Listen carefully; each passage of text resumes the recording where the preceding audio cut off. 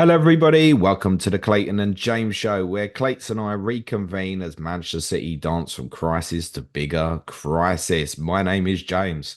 My name is Clayton. How are we? I'm good, thank you, mate, and yourself. I'm good, good. Arsenal won and scored a goal in Europe away from home, so I'm happy this morning. More than one, mate, in fairness. We will be covering Arsenal's win last night. We will, in a bit more detail, cover Manchester City's collapse last night. And we can only call it that following, obviously, what happened against my team at the weekend. The first team ever to blow a three-goal lead with 15 minutes to go in a Champions League match is unbelievable, considering the position they were in. It's like, how can they top themselves each game, basically? We'll cover that and also some alarming comments from Pep Guardiola at full time as well. We're going to be covering Leicester's decision to dismiss Steve Cooper, what's happened and what might be next. Heidenheim, a romantic story from Germany, is the Euro focus this week. They obviously played Chelsea in the Conference League this week. Got an on this day is a UEFA Cup game, Clayton, from 2008. But we will kick off by reviewing the Monday night football and by glorious 3 points from Alexander Isak and Lewis Hall. Did you watch the game, Clates? I didn't, but I was pleasantly surprised when I was sporadically checking the score with my double West Ham goalkeepers in there from my game week 10 wild card. You So only get paid for one, Clates. Only yeah, one I played. know. But yeah, I don't think anyone called this or predicted this at all. Like 2-0 away win West Ham and like everything I think I've seen from West Ham prior to this was like lethargic, quite easy to play through. And then I forgot another pod we were doing where you kind of touched on it briefly and you were just like the energy. I think you said about a stat in terms of they outrun anyone. Second biggest distance covered from a team in a Premier League game this season. I think the only one higher, I think, was Tottenham at Manchester United, actually. Oh wow. But yeah, incredible result for them. But what so yeah, I didn't watch the game. Was it a case of West Ham were good or did Newcastle shit the bed a bit?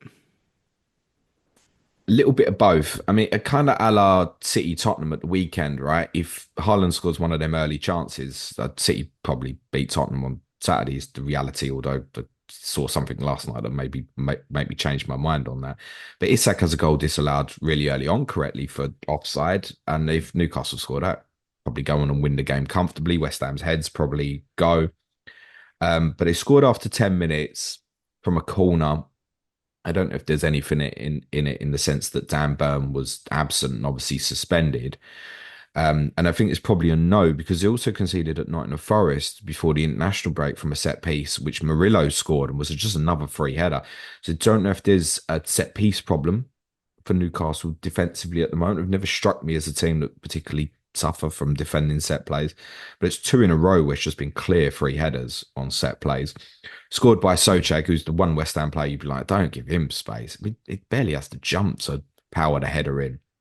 And then obviously you've got something to hold on to. And Newcastle did miss more chances in that first half. I mean, Newcastle had two big chances, both fall into Isak, I think, in that first half. Actually, it was one for Gordon, which came from an error, sorry, from Todibo, which Fabianski did well to save. So you could say sort of at half time, I don't want to say smash and grab would be harsh on West Ham because they played some nice stuff. I think that was the really striking thing from West Ham was that with Carlos Soler in the team, Lucas Paquetá had someone who was sort of on his, Technical wavelength? yeah, that's a really good way of putting it, to be honest. Yeah, someone who they could just play the ball with each other.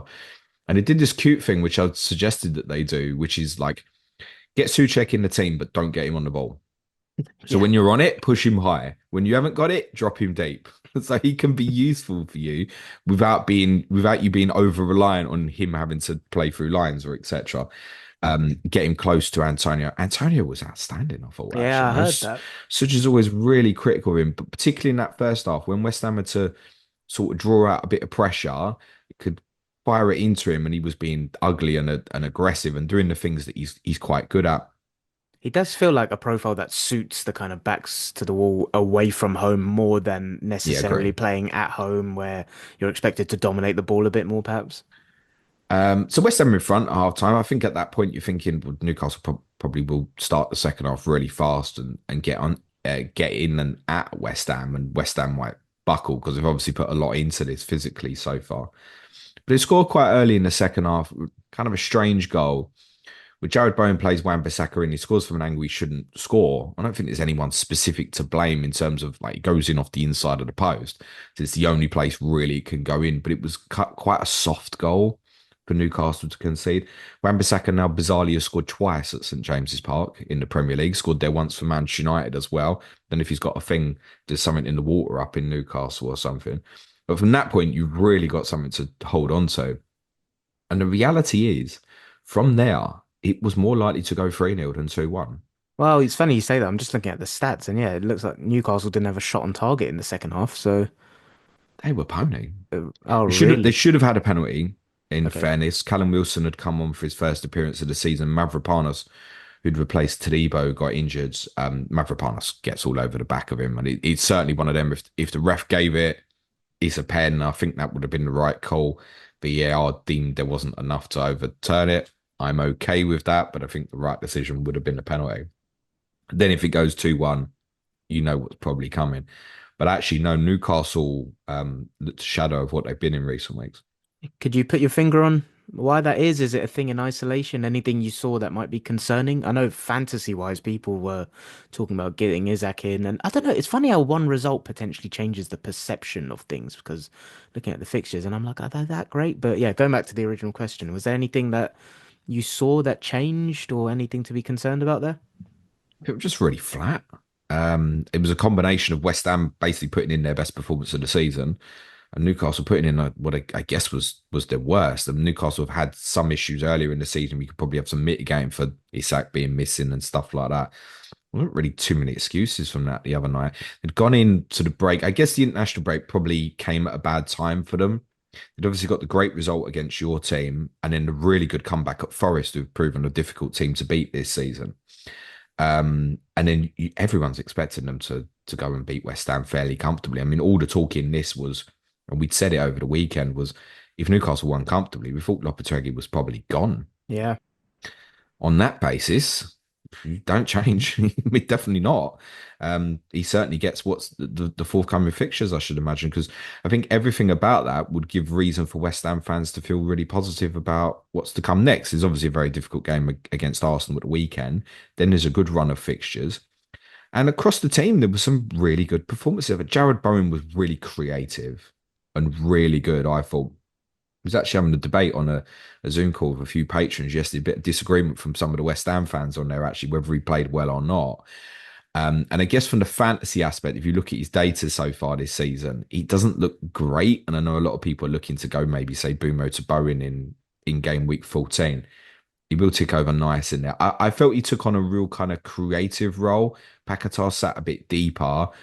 At the top end of the pitch, it felt like most of the good stuff went through Jared Bowen, including that assist for Wan-Bissaka's goal.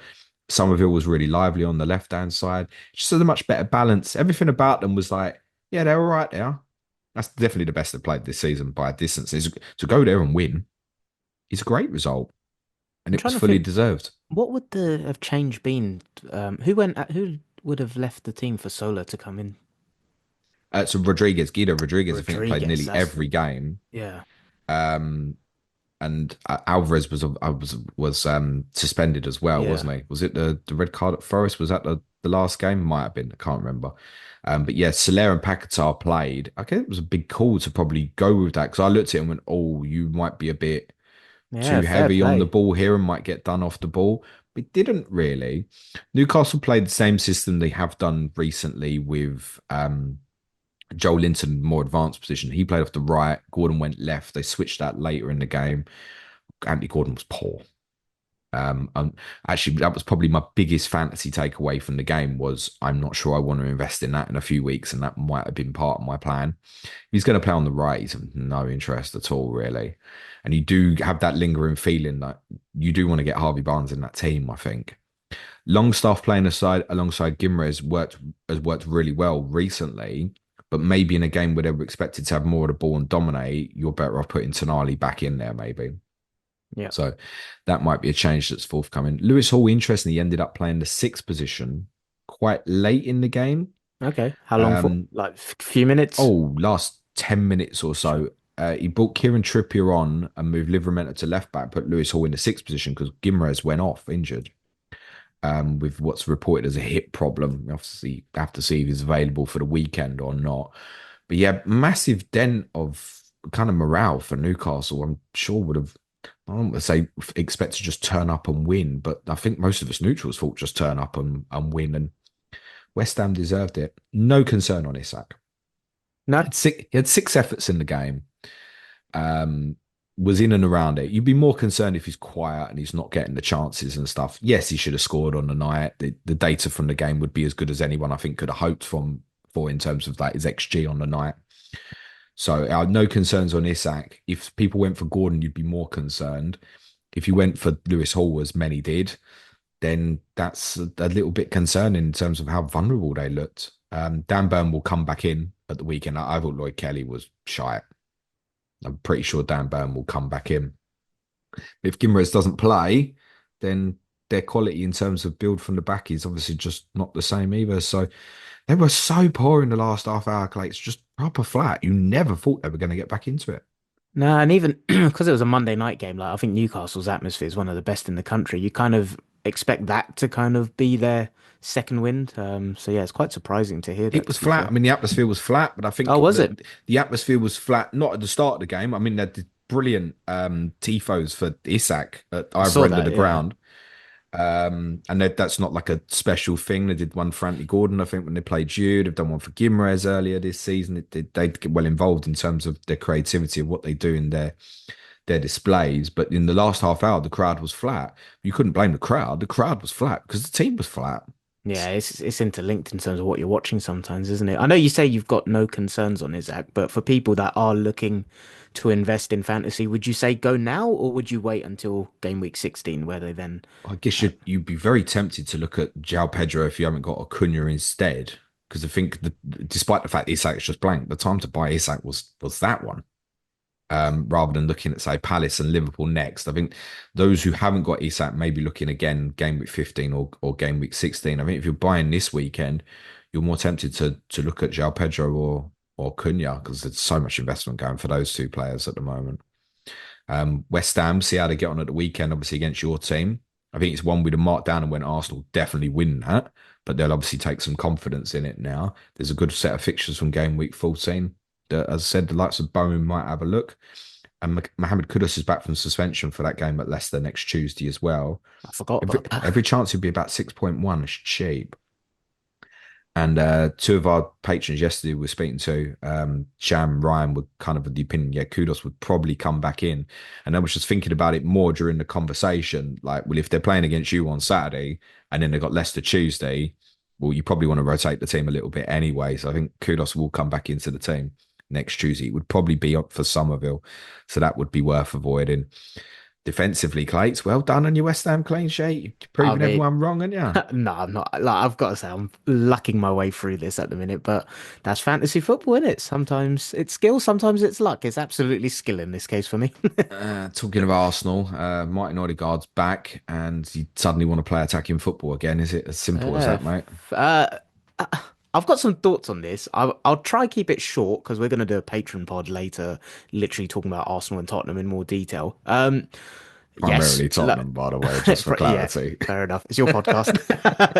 Um, is it as simple as that? I think it's a huge, huge, huge factor and influence. Yeah, like I don't think it's a coincidence at all. The only differences I'd say I saw, particularly last night, but as well on Saturday against Forest, which I don't think is just down to Martin Odegaard, is I think Arsenal, especially in Europe away from home, can be quite risk adverse, especially in the final third, and they'll take the safer option, and we don't progress through the thirds quick enough, in my opinion. The tempo has just gone up a gear, but it's not just the playing 100 miles an hour, it's that balance between playing 100 miles an hour in periods, but then also slowing it down in periods. And last night against Sporting was that first half, I think best performance of the season comfortably. It's the best performance I remember under Arteta. Full stop. Personally, it Wow. was absolutely phenomenal. It felt like a coming together of all of the ideas I've seen in different moments in this Arsenal journey under him. It was fast, it was aggressive, it was direct on and off the ball. It was then there was the nice combination, pretty football in phases. It was absolutely outstanding, and I think that's the thing. It was the ability to get into the final third, but then take risks, not look for the perfect pass. I think that's the thing that Liverpool teams over the last few years have done amazingly well that I've wanted to replicate in certain elements. They don't look for the ideal opening all the time. They chance it. They're aggressive. They're, yeah, front-footed. And especially with crosses, like Arsenal recently have been lofting a lot of crosses in. We did that against Inter Milan, and it's like it doesn't really go anywhere. Yesterday it was a lot more crossing, but like on the floor. You know what Liverpool would often do under Klopp? Like they get to the final third, get to the byline, and bang, just fizz it in, and it creates an element of chaos. Kind And I of very think, Tottenham now, actually. pardon. So that Tottenham squad has had the same goal all the time, didn't they?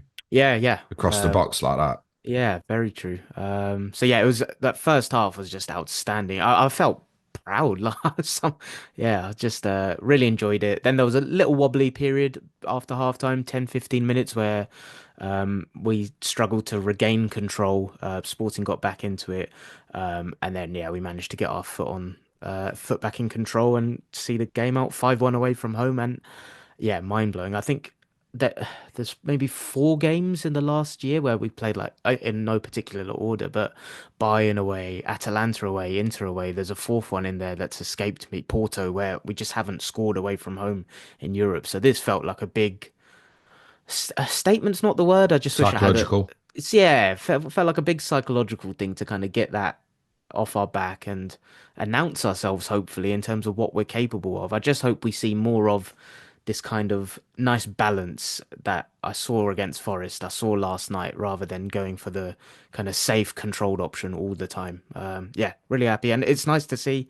I mean, it came across like Arteta like is learning on the job as well. I know it's mad to say because he's 5 years in, but like he's not perfect, and I think the rotation on Saturday was a really healthy use of the squad, which made the likes of Havertz looks and Martinelli so fresh and hungry last night.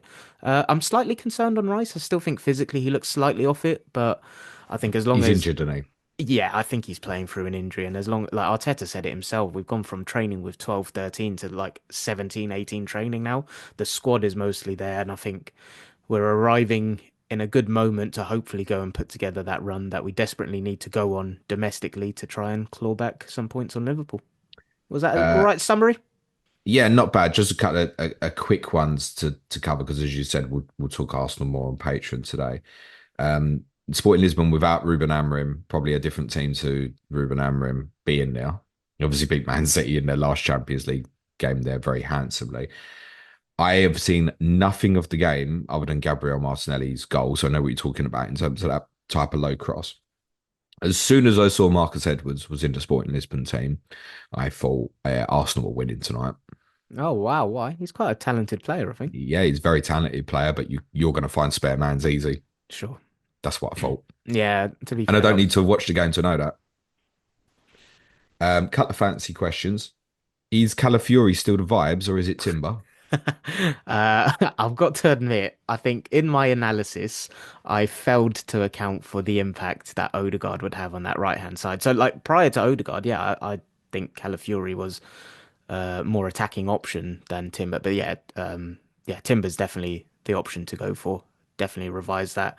Is yeah, he's that on that right hand side. I think the triangle of White, Odegaard, Saka historically was always great. I feel like Timber takes it to another level in terms of his kind of on the ball technique as well as his ability to run in and out. And yeah, he's getting forward and everything. So yeah, definitely revising that one. Would you go him over Gabriel? Do you know what? I was thinking this the other day. And Like, will Gabriel play at the weekend?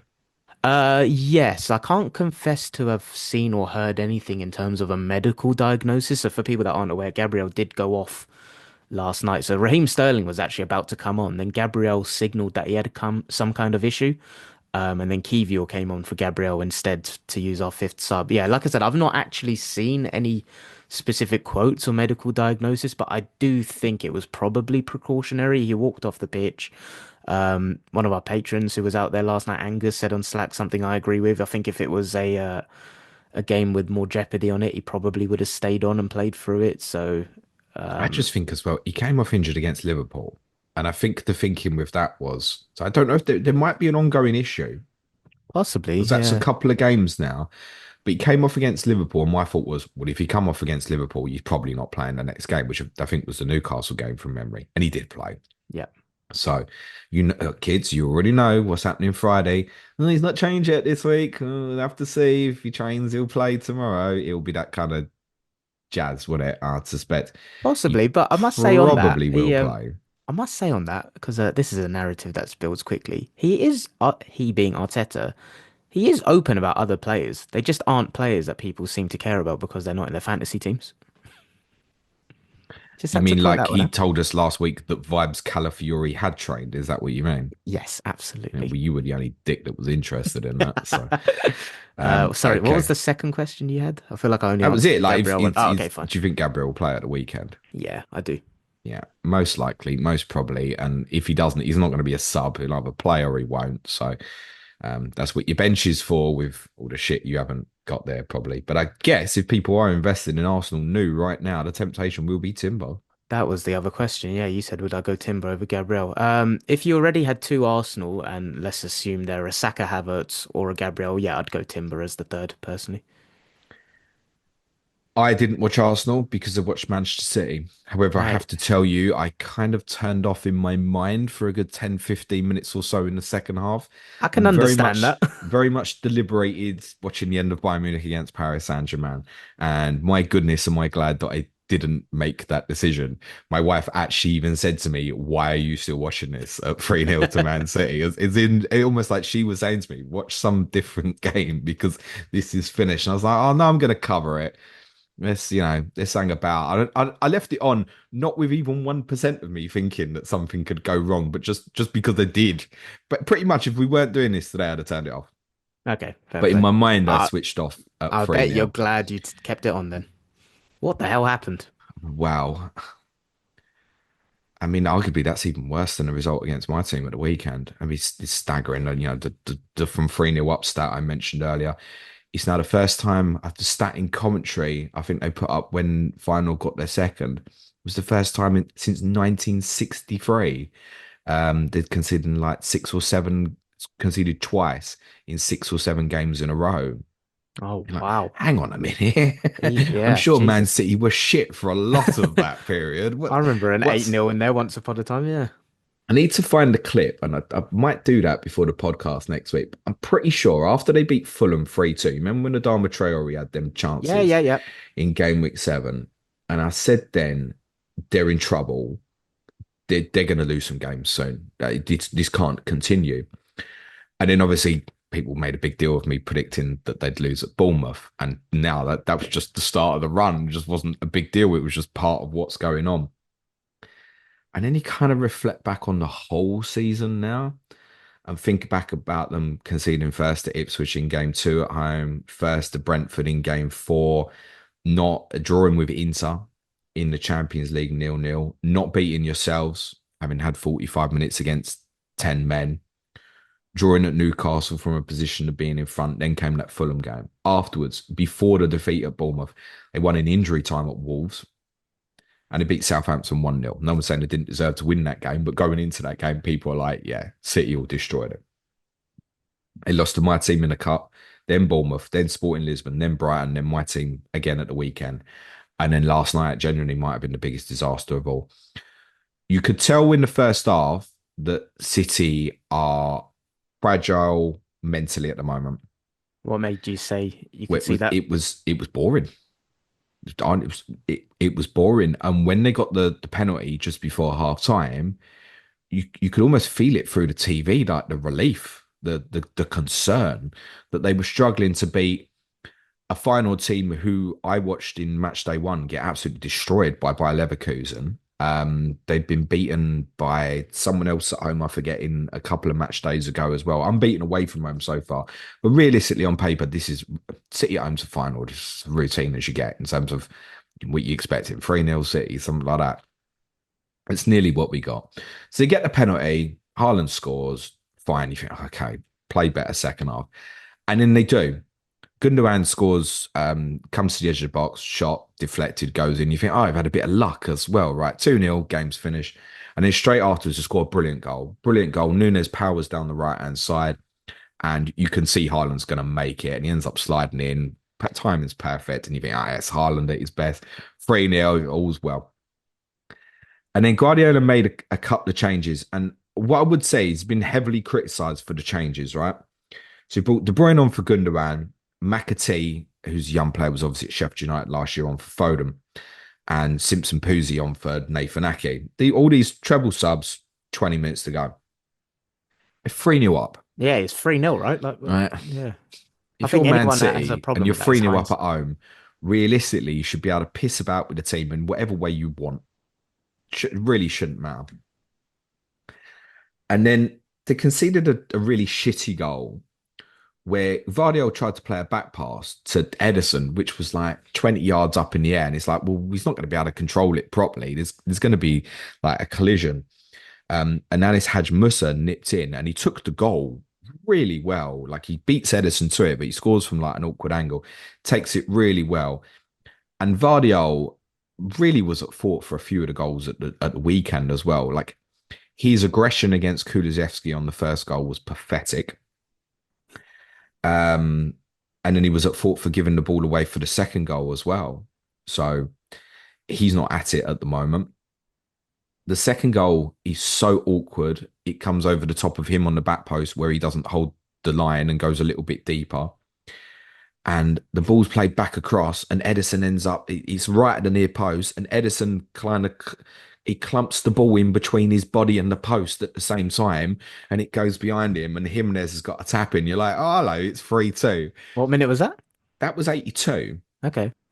And at that point, you think, well, ordinarily you think, they've just been sloppy here. They'll sort themselves out because they're still a far superior team. But you did have that moment where it was like, yeah, babes, it's on here, it's on, and you're interested in what's happening because you know that they are fragile at the moment, and they've also now, I think the crowd had that sense of, well, we're not at our strongest now because you've got a young boy playing centre back, you've got McAtee doesn't play much, De Bruyne's not fully fit, he's not at it yet. But what City do is they can just stifle you, where they just keep the ball to death, and you're like, this is hard work. This City went at them to try and get the fourth. I don't know if it was And like that's not their style, is yeah, it? it was like a panic set. It was little things like Grealish, who's so good at winning free kicks. He won a foul, and it's like put the ball down, play. And this is at 3-2 with like 5 minutes to go, and you're thinking, slow down. You're the best in the world still. Whatever their weaknesses are, they're off the ball in terms of their ball retention and stuff. It's all still the same. Slow down and kill the game and get over the line at this stage, particularly with what's happening. And then they try and play a high line, like on just inside their half and a halfway line. You can see the ball's going over the top. Rico Lewis, who I've spoken about a lot about being concerned about in terms of exposure defensively. Him and Simpson Puzzi end up the deepest as two really young players. And the ball goes over the top. It's onside. And Igor Paxo beats Edison to it. He's really slow off his line. And have you seen the goal? No, I've not seen any So he of the goes past goals. him. He's at the angle. This is outside the penalty area. And you're looking, it's like there's five final players running towards goal, and there's only two City. And you're 3-2 up in the 90th minute. And they're going to score. And the ball just gets flighted into the box. And it's Rico Lewis standing there on the line. And David Hanko, your boy, My boy, yeah. scored. I saw it was him that scored. I was like, oh, sometimes you can't write football. But yeah, it's crazy. I mean, did you And have the feeling when the second went in that they're gonna go and yeah, get it? No, I think that's the yeah. biggest thing, right? That Yeah, because they're vulnerable. yeah. They are the biggest and best stat I can give you on Manchester City now is that over the last 10 games, they have conceded more big chances than had big chances. Wow. Over 10 games. That's a team in freefall. This, as I said on Monday's podcast, is not a blip. City genuinely, unless they fix this, and they are capable of doing so, are more likely to struggle for top four than challenge for the title. They can probably afford to lose maybe what, two more games or something to win the title. They're gonna lose more than that. Yeah, I agree. Of And like you said, they are, and that manager is so capable of fixing it. We've seen it course before, he but is. I said it before the Bournemouth game as well. That it felt different this time. I think historically, I've never felt that even though they had their issues, they were such deep-rooted systemic things. And even the Rodri thing is the obvious one, right? But even that feels so reductive to just put it on just him right now. I've the Fulham game for me was the like, oh shit, they have systemic issues where any team, I think I heard you say on another pod, it may have been the main one, any team that is capable of playing out from the back, playing through central zones, like they're in. And I've felt the same for a while as well. Now, within that, there's some good news here for City, actually, looking at the fixture list. So clearly Liverpool can at the weekend. But I look at some of the games afterwards, and I do think games like Forest and Palace afterwards is if you could handpick two games, they'd be right near the top in terms of that ability to hurt the opponent in the way that I've described there. And you look further ahead at the games that they've got sort of in late December, and you think, actually, there's not too many games there will give them a problem. So they'll probably stay in and around it. But this is honestly, this is more than a blip. And this is about more than one player Yeah, who I we agree with always that. mention a lot. No, it's deeper rooted. And there is every chance that Pep does something that goes, right, I'm going to go Stones. Stones wasn't available last night. Ruben Diaz was on the bench. That might be good. I think get him in the team Sunday if you can. But if they get themselves in a position, it might sound weird to do something like play Stones and Akanji in midfield. Yeah, no, he'll find a Honestly, creative solution. Yeah. not like permanently, but maybe for Liverpool away on Sunday. Could he come up with something like that? I don't know.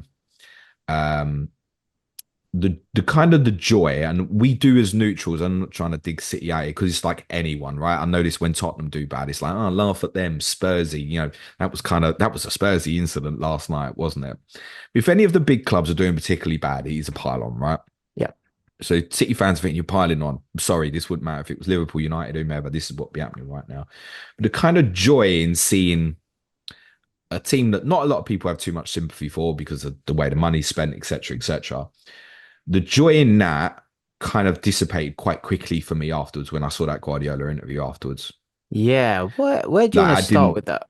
really, really uncomfortable. So he had this scratch on his nose And his head. before the game, but Oh, sorry. then it became clear after. I mean, that could have been anything. Oh, they scratched himself accidentally, whatever, right? Became clear in an interview after the game that his head was like really red and stuff. And after the first goal, I mean, give off vibes to your team. He was like that, like really difficult to describe for the audio, but kind of like rubbing his head and stuff. Looked kind of distressed. That was at 3-1. And it was a stupid goal they conceded. But you're still in a comfortable position. Like, crack on. I don't know if that kind of anxiety gave off some vibe to his team as well, maybe. I don't know. Anyway, then he does the presser afterwards, and it's like you can see he's got scratches all over his head and stuff. There was a few people saying as he like cleared out a ruck in the dressing room or something. Those scratches has got to be done by himself, or one of his players has gone for him. Like, and I don't think that's the case here. He's done it himself. Now, what he said afterwards about because he was asked about it, and I don't know who asked him the question, but I'd want to say thank you to him because he made a really nice comment after. He'd said to Pep, he said, "Look, we can see you've got scratches on your head." And Pep, this is when Pep said, I want to harm myself or hurt myself, one or the other." And you think that's quite dark. It's not something to joke about. No, Also, if he means it, that football club he needs needs to sit help. him down today and really seek help for him. And I'm not joking because that was a little bit unhinged. Yeah. It's not something to joke about. I don't think he's screaming for help. I don't think he meant any ill harm by saying it, but it wasn't advisable. Definitely not. And when he said it, the guy who asked the question, because Guardiola got up and walked out, and the guy had said it, he said, "Don't worry, it's going to be okay." Yeah, I And I heard that. just thought that was really nice. Like, take away all the you're feeling like shit at the moment. All City fans will be. And then it was like a realization of this man is suffering, maybe not to the extent of how he said, but like it's gonna be all right. You know, you being all right is more important than what's happening here. And you see the man that we're all arguably saying the best manager in the world, and see him like that. wasn't nice. There's no No. pleasure in that at all. So I hope he's all right. Yeah, I think he like this is what I said. Was it last week when he signed his extension and we were talking about it? And I said in his presses he does seem a little bit more anxious than usual and stuff, right? Like, I think he's always been someone that's quite extroverted in his body language and his mannerisms and stuff, but like it does seem heightened recently. And yeah, I think he's someone that always he feels his emotions incredibly strongly, I think is how it comes across. But that for me was quite concerning yesterday. And yeah, I agree. I don't think he meant it No, I don't either. in a yeah, in the way it came across. But if he is struggling, then yeah, he needs to get help because yeah, that is concerning. And he might be because I think the solace you have for City at the moment when you're watching them, you can't. It's what I said. Over 10 games, they conceded more big chances than they've had. That's too long of a period, right? Can obviously happen 1 game, 2 games, whatever, right? We're sitting here going, we give them a chance because every time that they've had a bad run, and it's never been this bad, he himself is the man that finds the solutions, right? We trust that City could still challenge for the league title because of him, It's based on the evidence not we've on what seen, we're right? watching. Yeah. Because if it wasn't Man City, if that was my team, say Tottenham had just done what City done over the last 10 games, you'd be going, hey, ain't finishing top four. But because it's City, you're still giving it a chance, basically. We always credit him for being able to find a solution. If he's sitting there and he's going, I don't know what the solution is, and I think most of us analysing it are going, I don't know what the solution is, then it wouldn't be a surprise if he himself is mentally struggling, despite everything he's achieved in the game, and that's okay. Yep. So I think, despite whatever people think of City as a club, Guardiola would tell you they've always really well looked after him. They need to be sitting him down today and finding out what that was. If that was a deflection against his team, like people are going to focus on the Guardiola quote like we are doing now, it's not advisable. Please don't do that again because it's not something to joke about. If he meant it, he needs help. Yep. Well said. Um, Next, another man who can't be helped, Steve Cooper, Leicester Yeah. City, who I just wanted to touch on in a bit more detail than what we discussed on Monday's podcast and just give a bit more information. Where we're sitting at the moment is Ruud van Nistelrooy is the heavy favourite to take the job. Moyes has been linked as said, and Graham Potter again, who I think ultimately was their first choice in the summer. And Carlos Corberán of West Bromwich Albion has been linked quite a bit this week as well. But at the moment, Ruud van Nistelrooy is heavy favourite. And I try to kind of search in my mind, why did Leicester go from having Enzo Maresca ball in the summer to appointing someone who was completely clearly different brand of football, and ultimately your goal was pretty much because of financial restrictions, understandably this season just to stay up. They're 16th. He's from that sense, he's not failing. Now, if they thought that there was going to be this wild connection between Cooper and the fan base, well, I could have told you night one that that wasn't going to be the case. I was trying to kind of search in my mind what it could have been for Leicester to have appointed him, and then not foreseen that actually it was kind of doomed to fail. Because I think most of us probably thought that in the summer. It's like this doesn't feel right because of the Leicester Forest rivalry and the connection there and the complete being completely different brand of football. And I think I stumbled on what the answer was actually. Okay, go on. It's the getting over the points deduction. In what sense? Well, I think like if they were going for people like Potter in the summer, everybody kind of we all knew, so we know, experienced football managers know, they were in for a points deduction. So you're like, what do I want to? I'm going to go in there and then I'm going to get a points deduction. Isn't this hard enough as it is anyway? And that's why Leicester would have big favourites to go down before Southampton and Ipswich because of the expected points deduction in the summer. They could still get another one this season based on the recent PSR calculations. And I figured that might be what changed, where they thought, well, we've got these points back. Now we expect more. Like this should be a kind of massive uplift for the football club. And it's not happened. Yeah, that's interesting. I hadn't considered that at all, to be honest. And now, if Van Nistelrooy is the man, obviously that's someone that wasn't available to them a couple of weeks ago. So I just wanted to kind of clarify in my mind that I understood a little bit more now the process of why they might have gone, yes, shit, we've got this wrong. and now change. Whereas maybe if they'd not actually got the points deduction off, they might still be sitting there with him. But do you think on that thought process with the new information, Van Nistelrooy is the person they would want? Difficult to say. Yeah. But now I think what I'm saying is for them to be approachable. Say they'd sacked Cooper, and it's like, yeah, 16th, by the way, we're probably getting a minimum 6 point deduction in a couple of months. There might be another one as well. Do you want the job? And you'd be like, what am I going to put myself in that position for? Whereas now I can say, well, we've got that off and you are 16th, so you are ahead. There are some good fixtures coming up in the near future for Leicester, said on Monday. They're fifth on my ticker actually over the next five. So there's a chance there to put some results on the board. Maybe the time's right. Yeah, Whether interesting. he'll be a success or not, God knows. None of us can Yeah. say. It is interesting because he was literally the manager of PSV before. I can't remember if that was the only job he did before going to Man United's backroom staff, and now being potentially the new Leicester manager. Like, is that a step up going from PSV to Leicester via an assistant coaching job at Well, Man I United? think he'd gone to Manchester United and probably was thinking Eric Ten Hag's going to get sacked here and I'm going to walk Yeah. into the job.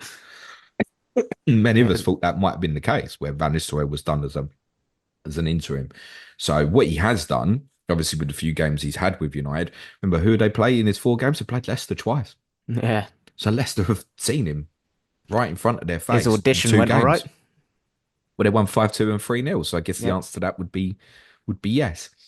So he's got a little bit of understanding now in terms of managing in the Premier League. Got a draw against Chelsea. It's reasonable enough. They played okay that day. So whether it'd be a success or not, no idea. But I did have more of an understanding the more I thought about it than I did earlier in the week in terms of why they might have changed. Yeah, that makes It sense. sounds like the players weren't against him, and that's obviously a big thing, right? If the players aren't on your side, you're doomed definitely. They weren't against him. They understood what he was trying to do, but it sounds like they obviously did much prefer what they had last season. Which And makes sense in terms of an yeah, and expansive ultimately style to of, yeah, to come back to what I said, they're not as strong as they were this time last year. no. Do you think whoever does take over will be measured against the objective of staying up? Yeah, of course. Interesting. I wouldn't be surprised if Leicester's next manager is not their last manager this season. Flip it now. Seen Wow. this things loads of times, right? And that's like it sounds like a silly question I asked, but it's more from the perspective of I wonder if they will take a bit more of a project view on things and think, okay, let's get a manager who philosophically fits where we want to be as a football club. And even if we go down, we can rebuild with that same manager. Whereas, I don't know what you're saying, So, there's so the potential. concern is they're being pinched by PSR and stuff, right? The reason Leicester are particularly concerned about going down. So you take Southampton, right? And we're saying at the moment, well, maybe stick with Russell Martin, build towards the longer term. He'll bring you back next year, and then next time you might stay up, etc., with his style, philosophy, better players, all that kind of jazz. Leicester know that if they get relegated, they're probably walking into sanctions from the EFL. Because Mm. remember, obviously, the Premier League couldn't do the EFL because it was under EFL jurisdiction. So the Premier League couldn't make it stick. And obviously, they were relegated as well. So couldn't do them on the PSR. EFL couldn't do them because now they're in the Premier League. As soon as they go back down, the EFL are going to do them. Yeah, So they know that punishment waiting they're for them. probably not starting on zero next year. So there's concern. And ultimately, yeah, they'll take 17th now. I'm pretty sure of that. But they are Absolutely. 16th. There's some Yep. good fixtures. So yeah, I wouldn't say they're out the running. There, I on Monday I said they're bland, and that probably is what needs to change. Where you could think, oh, they could go to Brentford and get a result at the weekend. I don't really see that at the moment. Let's talk Euro focus. Clayton, tell us about. I heard it described on something I watched last night, the Luton town of Germany. I don't know if that's harsh or not.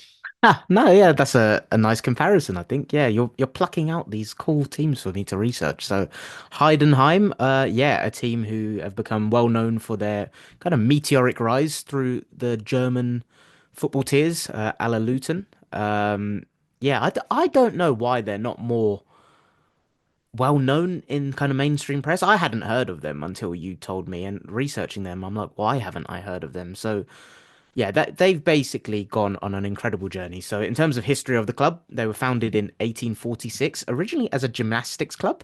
The football division then came later on.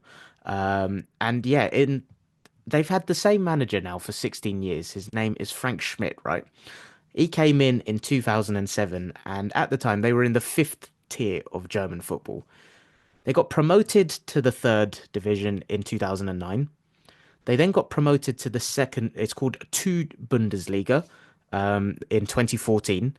And then obviously they were there for about 6, 7 years. And then they actually got promoted to the Bundesliga in 2023. And last year was their first campaign. So in 16 years, it's literally risen through 5 tiers in German football.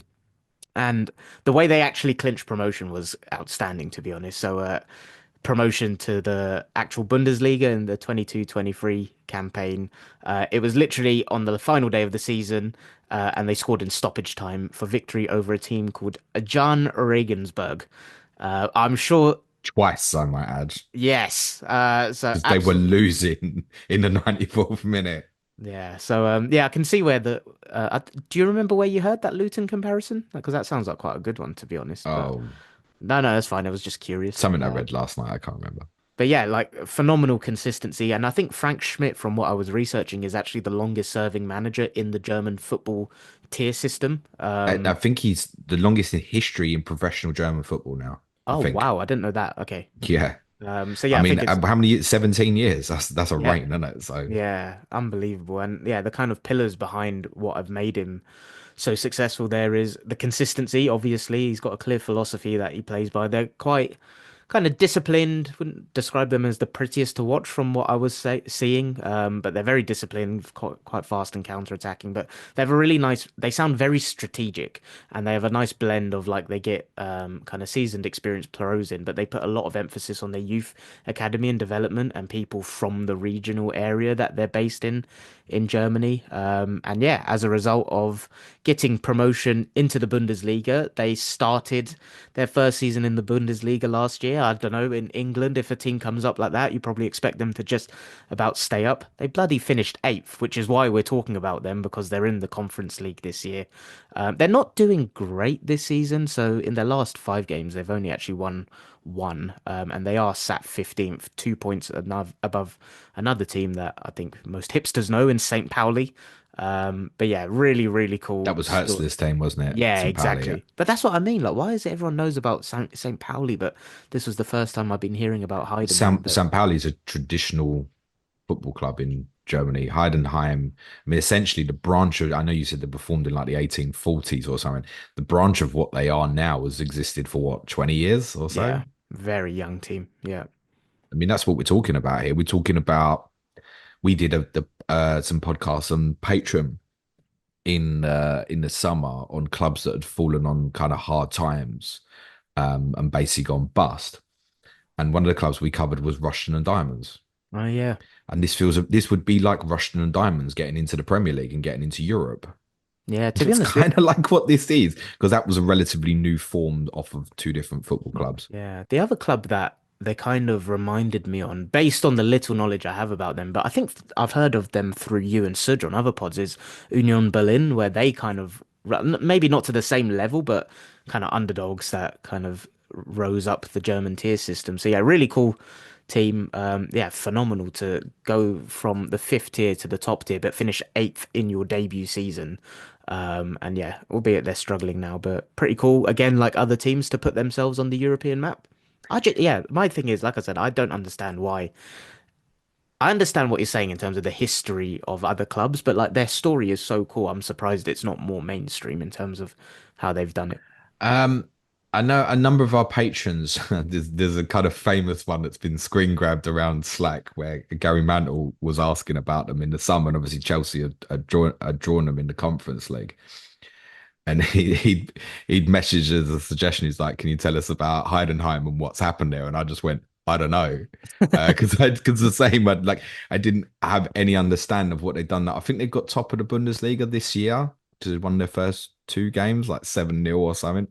But yeah, I think they might be in a relegation zone now or one place They're outside, they're just a couple points above it, yeah. so they might disappear as quickly as they kind of arrived into your psyche. They've won all 3 of their Conference League games though so far, and obviously the standard of some of the teams in that competition, with all due respect, by being virtue of being a Bundesliga team, there's every chance they might end up going quite deep in the competition. They've started well. They can afford to lose to Chelsea on Thursday night. Doesn't particularly matter. They obviously had a strategy once Schmidt had come in and taken them through these leagues. One interesting thing I found was that they have over 20 employees still at the club who were with them when they were in like the fifth tier. That's class. So within that, there's got to be a core of people who understand the football club. They've also built a load of relationships with other smaller clubs in the area to help part promote them as like the major club in their area. The population of Heidenheim is only 50,000, which is quite small Quite as a impressive. scene of They've what got a it can be. It's like it's somewhere between like Munich and Stuttgart.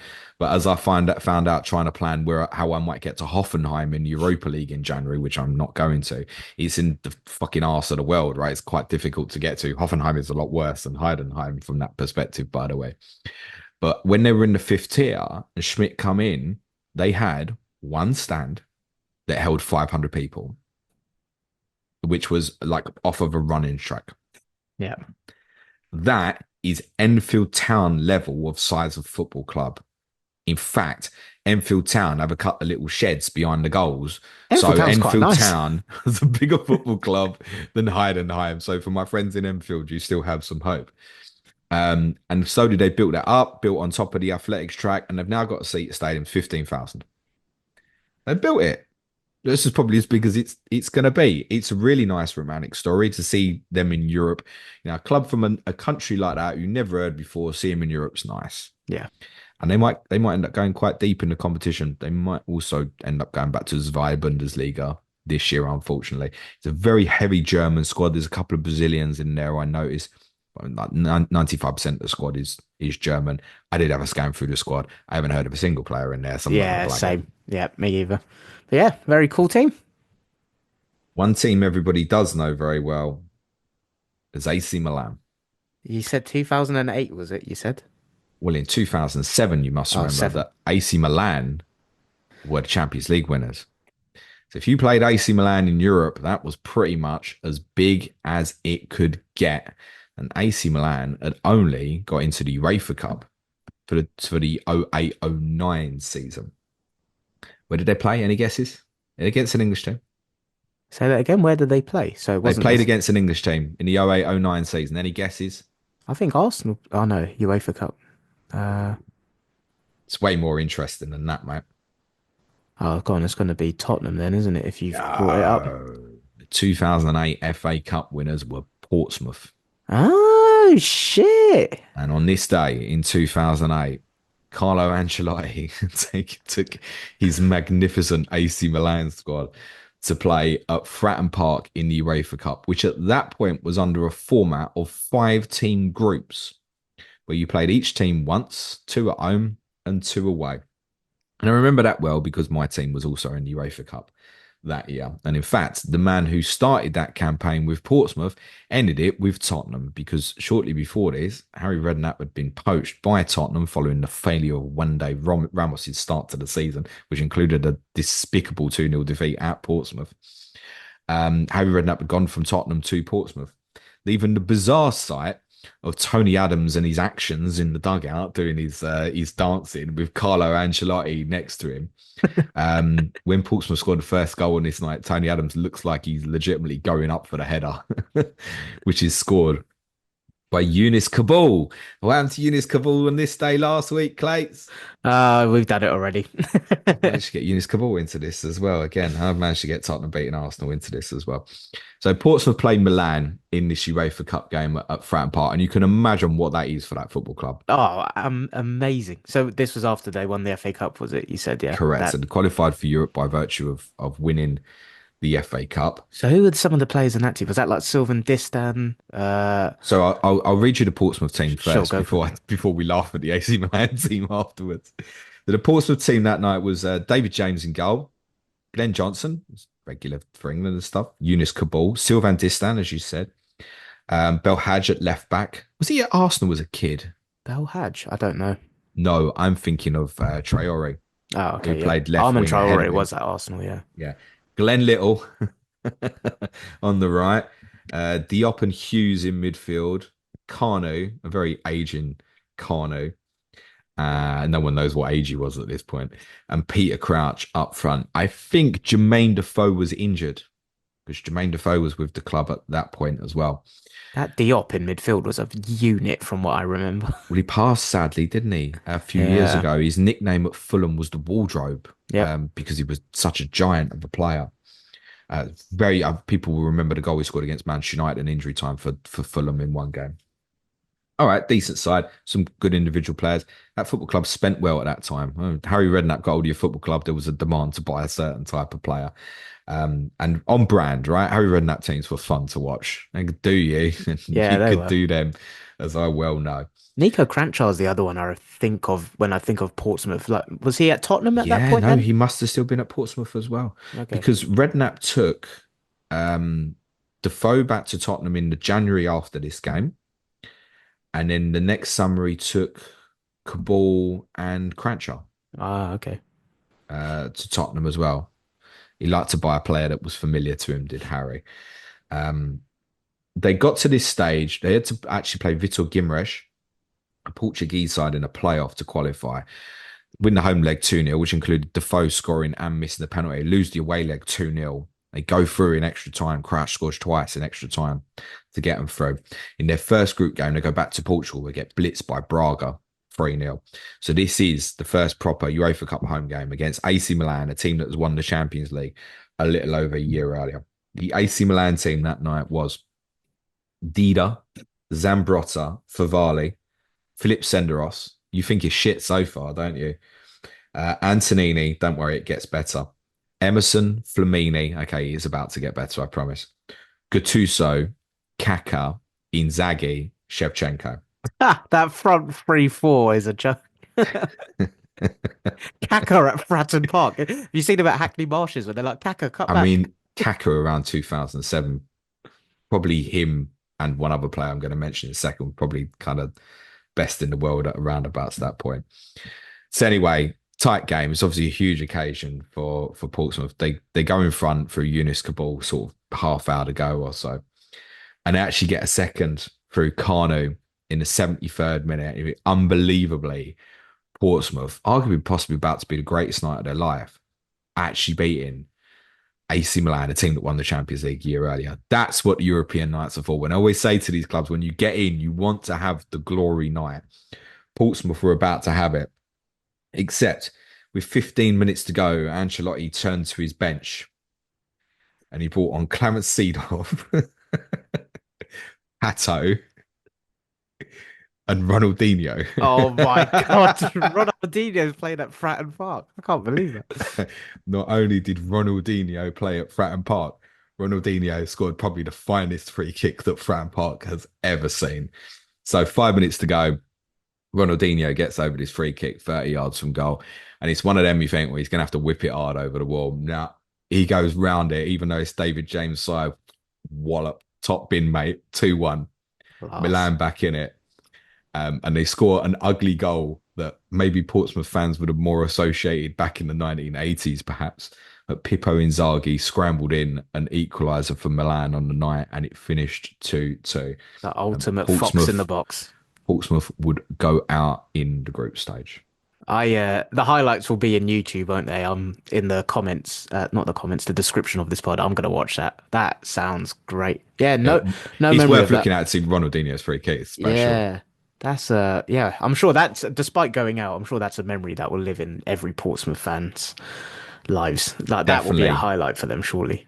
They obviously, I mean, that squad began to break apart quickly that season because no sooner they won the cup, Redknapp went, but then the financials were bad. They had to fire sale. The following season, they went into administration.